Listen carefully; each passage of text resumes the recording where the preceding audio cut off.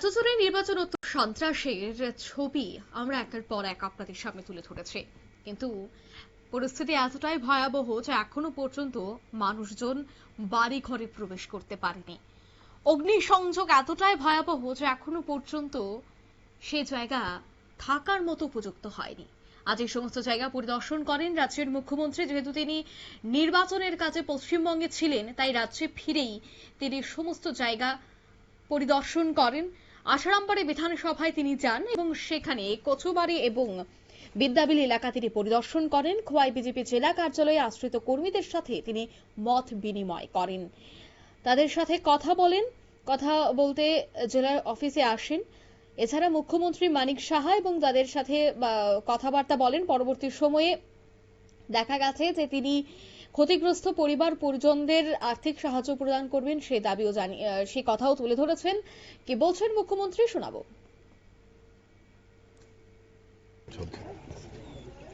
আমাদের যে ইচ্ছা ভারতীয় জনতা পার্টির সরকারের, আমরা বারবার চেষ্টা করছি। বারবার আমার যখন বিভিন্ন জায়গায় ভাষণ আমি দিয়েছি, আমি বারবার বলছি যে আমরা শান্তি চাই, শান্তিতে থাকতে চাই, ল অ্যান্ড অর্ডার আমরা এখানে ঠিকভাবে রাখবো। কিন্তু ইলেকশনের রেজাল্টে এমন একটা অবস্থা সৃষ্টি করে সবসময়, এটা যে গভর্নমেন্টেই আসুক, মানে আমি দেখেছি এটা 70 দশক থেকে শুরু হয়েছে এবং 80 দশকও দেখলাম, 90 দশকে এখনো সে একই কায়দায়। এবং মথার যে দুর্বৃত্তরা যেগুলা সিপিএম থেকে শিখে এসছে, কংগ্রেস থেকে শিখে এসছে, সেইগুলোই ওনারা করছেন এখানে। এবং মানে কোন জায়গার মধ্যে গেছে ভাবা যায় না।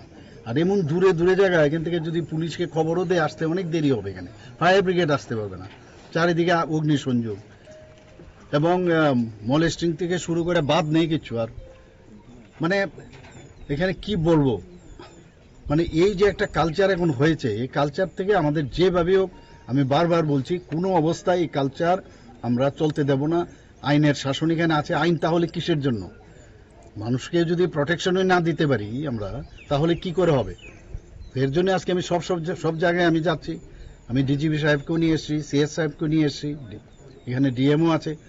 কারণ এমনিতে বাড়িতে অফিস থেকে বসে অনেক কিছু শোনা যায়, কিন্তু চাক্ষুষ দেখলে কিন্তু বিষয়টা কত গম্ভীর।